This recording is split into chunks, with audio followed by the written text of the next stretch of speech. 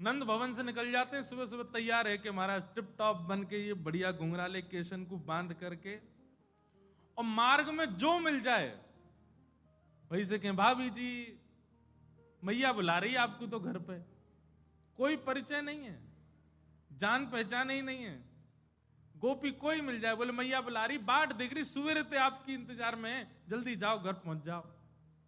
संत महात्मा महापुरुष कोई भी वेदज्ञ ब्राह्मण आदि दिख जाएं, उनके पास जावें, अरे आप यहां डोल रहे हो, ठाकुर जी का स्वभाव।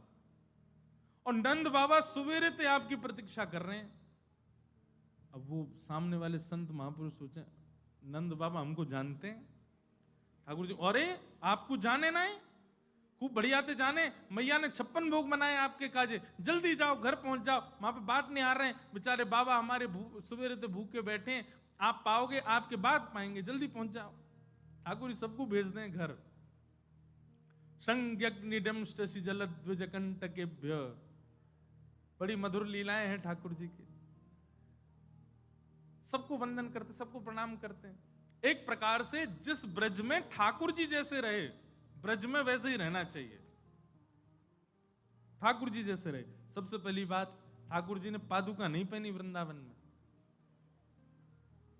आज भी बिहारी जी को देखो, राधा रमण जी को देखो, आपको पादुका दिखती है? नहीं दिखेगी। राधा वल्लभ जी को पादुका दिखती है? शीतकाल में मोजा जरूर पहना देते हैं, लेकिन ठाकुर जी पादुका नहीं पहनते, निरावृत चरणों से ही घूमते हैं वृंदावन में। कम से कम ये नियम बनाओ, जिनका अखंड ब्रजवास हो गया उनके लिए ये बात नहीं, पर जो 2-4 दिन के लिए वृंदावन आते हैं, 1 दिन के लिए आते हैं, पादुका पहनो ही मत, वृंदावन में ही मत पहनो, पूरा वृंदावन मंदिर है, मत पहनो।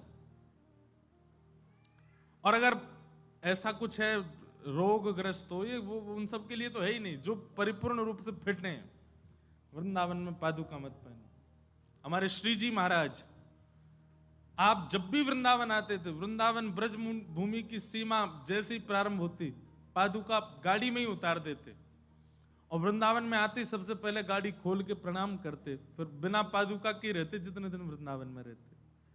उनके मन में ऐसी भावना थी। ऐसा कोई वाद्य नहीं है, कोई जबरदस्ती नहीं बोल रहे हैं कि आपको ये नियम धारण करना ही है, पर उनकी भावना ऐसी थी कि भैया जा भूमि पे हमारे नंद नंदन निरावृत चरणों से बैठे हैं, हम वहां पादुका क्यों पहने। और भलिया आपका ही फायदा है, गाड़ी में ही रहेगी पादुका, तो चोरी भी नहीं होंगे, खोएंगी भी नहीं, मन में ये ग्लानी भी नहीं होगी, बताओ पादुका खो गई हमारी। अनावृत चरणों से रहो। अरे भैया केवल परिक्रमा मार्ग में नंगे पांव से क्यों घूम रहे हैं? क्योंकि वो शुद्ध मार्ग है, वो पवित्र मार्ग है, वो परिक्रमा मार्ग है। पूरा वृंदावन